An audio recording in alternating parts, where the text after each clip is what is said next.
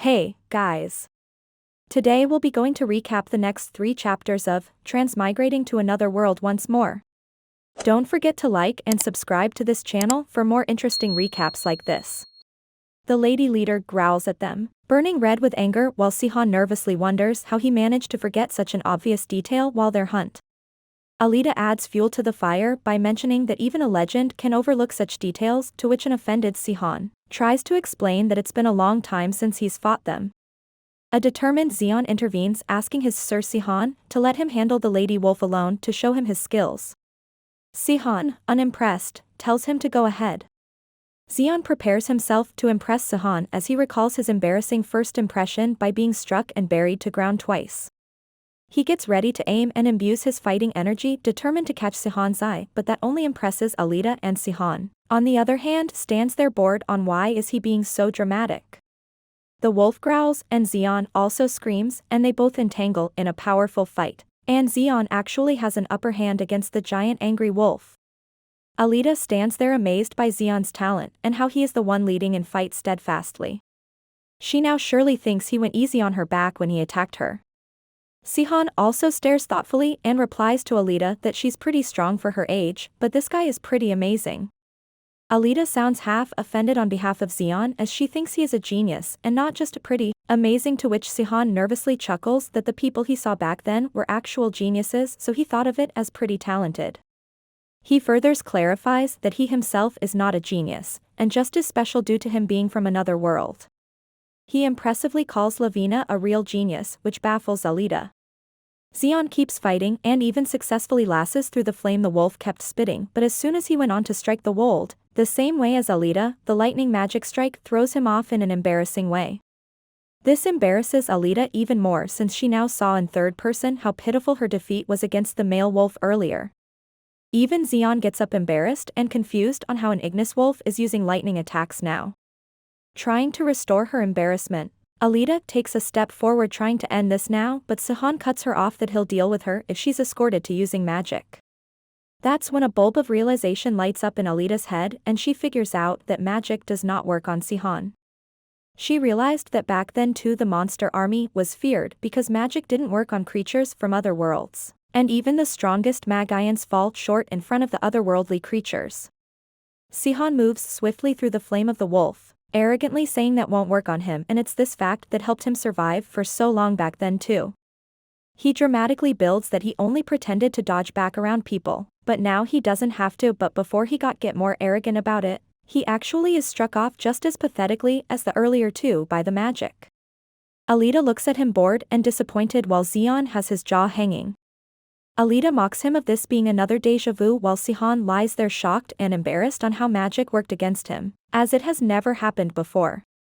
The embarrassment offends Sihan so much that he finishes off the fight in one strike.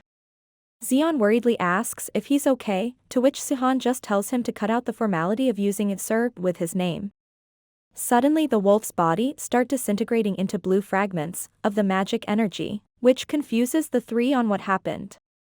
The next morning, Lord Ted happily exclaims that it's a relief they are alive and the beasts have disappeared thanks to them, and rewards them with 600 silver coins. They both walk out when Sihan talks that this won't be enough for them, but it's a good reward for one job. He then childishly exclaims that they should take up multiple tasks and clear them together to earn money collectively. Aboard, Alita tells him it was just luck that they got this one work right away, else it's not easy for work to appear. Sihan dejectedly agrees with her. Zeon comes back asking them if they are done with and questions that he said they needed money, so offers them a bag of 100 gold coins. Sihan and Alita are left dumbfounded by that and ask where did he manage to get this much money. That seems to add salt to some wound of Zeon, since he painfully and on the verge of tears reveals that he sold the Otherworld's relic. In easier words, he sold Sihan's underwear that was so dear to him. Sihan looks at him with dread and wonders why he even bothered to ask that question, while Zeon just consoles himself that it was to help his mighty Sihan. Alita also looks at Sihan with interest that his underwear sure turned out to be expensive, which makes Sihan even more uncomfortable than before. Zeon then questions what their plans are since they now have enough money. Sihan looks at the bag of gold coins and thinks where to go out of the 3 countries they could go to from Kagan City. He thinks of going for the weakest guy first when he sees a face on one of the coins and mock laughs at the fact that he never thought he'd see one of his friend's face again on a coin. He then announces that his decision is to head towards the Jexengord kingdom first. In Lilstein Kingdom Palace, a globe shines in the basement lab of King Lilstein on which Magayon Tranden calls for the attention of King Lilstein. Lilstein questions what this is in reference, to which Tranden reluctantly explains they don't need to hire anyone to run tests on their subjects 11 and 12, which turn out to be the 2 leader wolves that Sihan executed. But Lilstein and Tranden don't ponder over it much, provided those 2 subjects weren't very strong monsters of theirs. Tranden then adds even more nervously that they've lost test subject number 1. This does not go calmly for Lilstein, and he goes berserk with anger on how can he be so careless when he is the head of the Blue Ivory Tower. Blue Ivory Tower is one of the 4 Magayon towers, red, white, blue and black, that have existed in Terranor since ages. The first Lilstein king was the strongest Magayon to ever exist, who gathered all the magic knowledge of Terranor and divided it into 4 towers to keep a record of it all. The skills and levels of magic have been divided into different floors of the towers. Lilstein has been the floor 9 skilled Magayon of the Red Ivory Tower, hence why all his magic energy highlights the color red. Lilstein keeps insulting Tranden on how he isn't even qualified to be a tour leader. He only reached that point because people with more skills than him were executed. He gravely warns Tranden of a last chance to deal with subject 1 in first priority. A scared, stammering Tranden responds in affirmative, glad that at least he got one last chance. An old servant, Squire, enters the room of the first king of Jexengord Kingdom, Jexengord Rottenburg, in his capital Rattensel. The servant mentions a happy Jexengord who actually has all his reasons to be happy as he's sipping his wine with multiple fine women surrounding his bare chest. Squire worriedly questions if his lord had a party again, to which Jexengord gets even more excited that he could not be happier with this lifestyle. Squire gets even tenser, telling him that he's been avoiding his political duties as a king and people might start bashing him if he's not working for them. But does that affect Jexengord? Not the slightest. He casually leans back, sipping from his wine and questioning how this would be extravagance and overspending if he's spending his own money.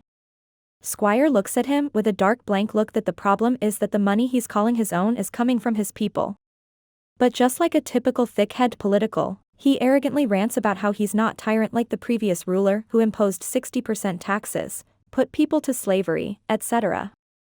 To which Squire tries to knock him some sense that he did indeed put 50% taxes and force people to army, which is tyranny in itself. But Jexengord believes he earned this privilege to torture people just because he threw off the last tyrant king. Squire is then thrown out the room, who dejectedly sighs that the king might have been a great force on battlefield, but he has 0 eligibility to be a ruler. Jexengord angrily wonders if he should fire Squire when the doors bash open, revealing a happy guy, Duke Keltrin, greets with a series of sweet talk for the king.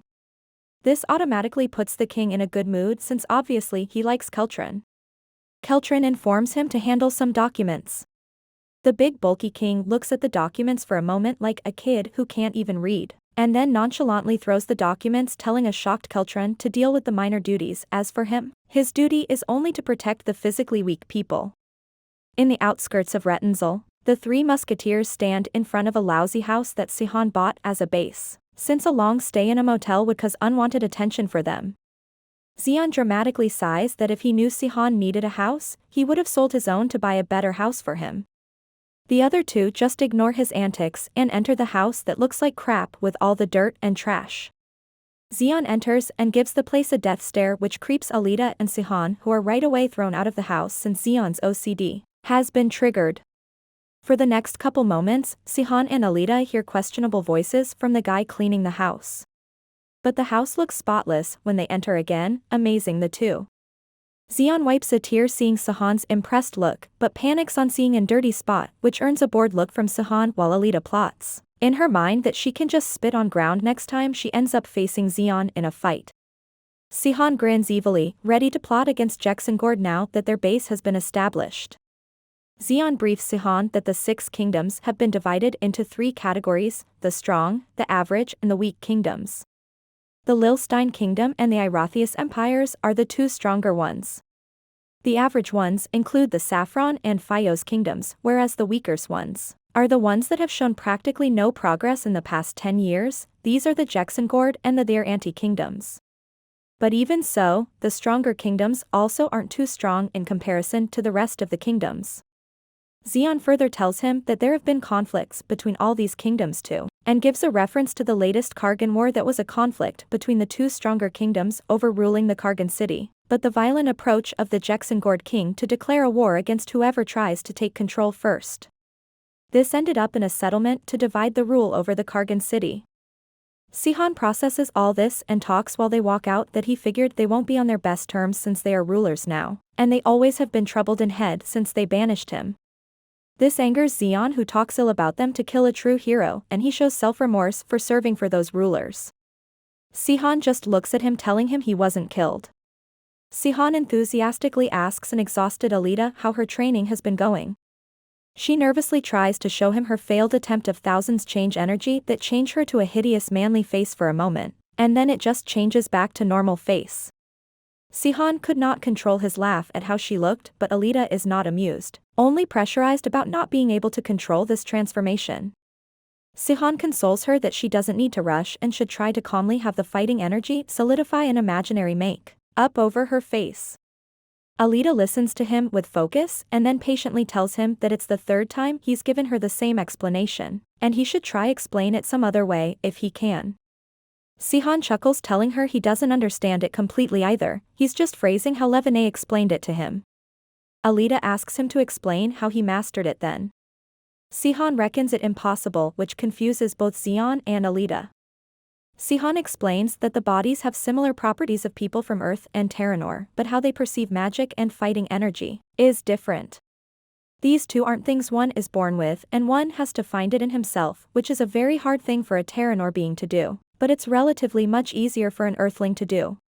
A creature from any world, when crosses dimensions, their body and mind are reconstructed, which is why their strength is increased. Sihan explains this is why he easily mastered these two in just 3 years. This impresses Zeon, who has shine in his eyes for his lord Sihan, while Alita is infuriated at how this is so unfair. She calls it a scam, to which Sihan says he already told her he is not a prodigy of all this stuff, just special. He further tells her to try and figure out this learning on her own. Upon pondering over this information, Alita throws in an interesting question that if this reconstruction theory is true, that means if a being from here crosses dimensions and returns, their strengths would be affected by it. Sihan's eyes go wide at this thought and he calls it a possibility. The conversation is interrupted by a loud noise and shaking near them, which alarms them, questioning if it's an earthquake, but Sihan senses some energy around him that makes him doubt something he does not expect. They are some lion-like monsters named Leocan that are attacking people who are in panic trying to save themselves. Sihan saves one of the people while the three prepare to face them.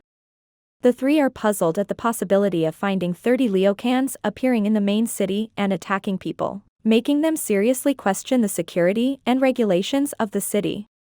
Sihan still deems it impossible for these monsters to appear that randomly in a city hidden by forests and does not think of it as a mere chance. Even though Sihan can attract unwanted attention with this, but he considers it a priority to fight and save the people around them, which is supported by Alita and Zeon.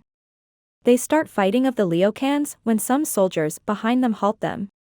Seeing the Jexengord knights relieves the three that the monsters would be taken care of easier now, but the knights only order the three to stop and back off, which irritates Alita, that their priority should be to hunt down the monsters first rather than stopping people trying to help save lives. The knight only gets harsher in tone, telling them to back off since it's the king's orders, which baffles them.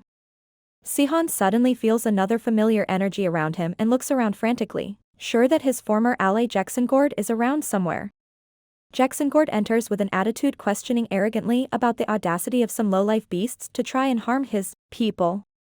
And he dramatically announces that he is here to save lives now.